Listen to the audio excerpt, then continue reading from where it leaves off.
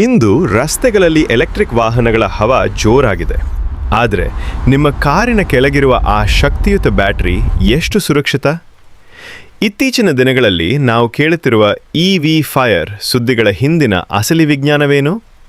ಬನ್ನಿ, ಇಂದಿನ ಈ ಡಾಕ್ಯುಮೆಂಟ್ರಿಯಲ್ಲಿ ಬ್ಯಾಟರಿಗಳ ಒಳಗಿನ ನಿಗೂಢ ಪ್ರಪಂಚವನ್ನು ನೋಡೋಣ.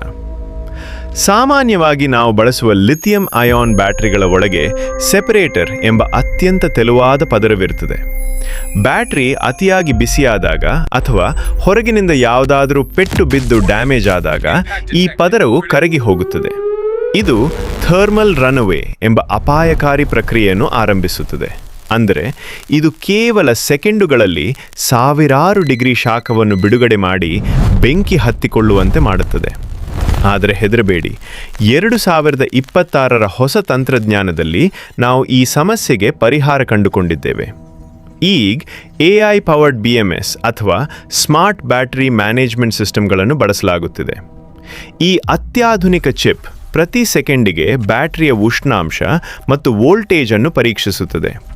ಒಂದು ವೇಳೆ ಎಲ್ಲಾದರೂ ಅಲ್ಪ ಪ್ರಮಾಣದ ಏರುಪೇರಾದರೂ ಬೆಂಕಿ ಹತ್ತಿಕೊಳ್ಳುವ ಮೊದಲೇ ಈ ಸಿಸ್ಟಮ್ ವಿದ್ಯುತ್ ಸಂಚಾರವನ್ನು ಕಟ್ ಮಾಡುತ್ತದೆ. ವಿಶೇಷವೆಂದರೆ ನಮ್ಮ ಕರ್ನಾಟಕದ ಅನೇಕ ಇವಿ ಕಂಪನಿಗಳು ಈಗ ಈ ಸುರಕ್ಷಿತ ತಂತ್ರಜ್ಞಾನವನ್ನು ಅಳವಡಿಸಿಕೊಳ್ಳುತ್ತಿವೆ.